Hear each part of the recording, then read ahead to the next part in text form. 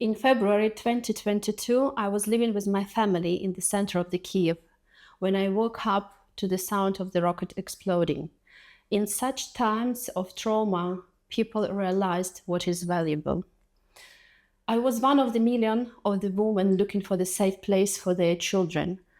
I was welcomed here in Herefordshire because my host family offered their homes to us. They are now our family in UK. Even though I understand the language and cultural habits of the UK, I felt that there was so much I didn't know.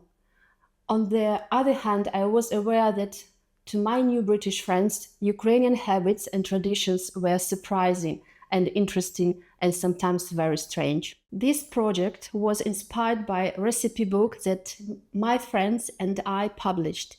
We gathered together hundreds of handwritten recipes that were given to us by many Ukrainian families. Generation of women had recorded their food knowledges, their table decoration, saving techniques, and hosting rituals for their families to continue.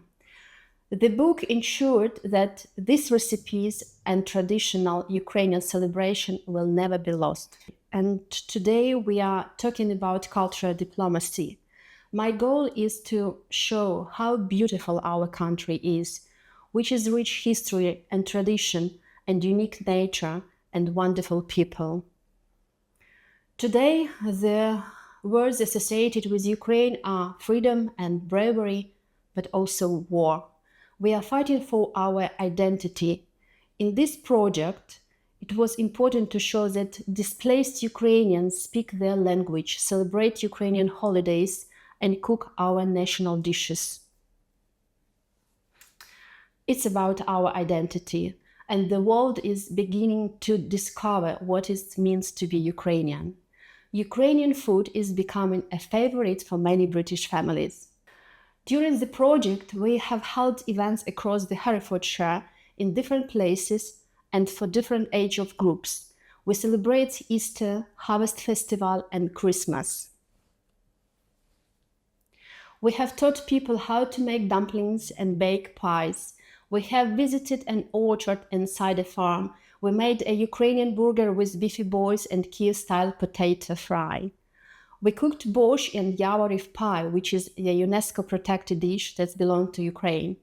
The main focus was that each event introduced the Ukrainian people here in Herefordshire to new communities. We made new friends and began to feel integrated. The events were an opportunity to bring people together and build bridges of friendship through our love of food. Each event ended with an invitation to one day to come back with us to Ukraine and cook and celebrate together. Alla Savchenko is a Ukrainian food blogger, gastronomic researcher, publisher of books about food and table culture, TV presenter, and podcast host about Ukrainian cuisine. Olena takes part in various food culture events around the world and sees trends, and she studies the changes in the people's behavior and their diets when they change their place of residence. Traditional recipes represent the history of the nation. Through them we can feel and see the journey of an entire community of people.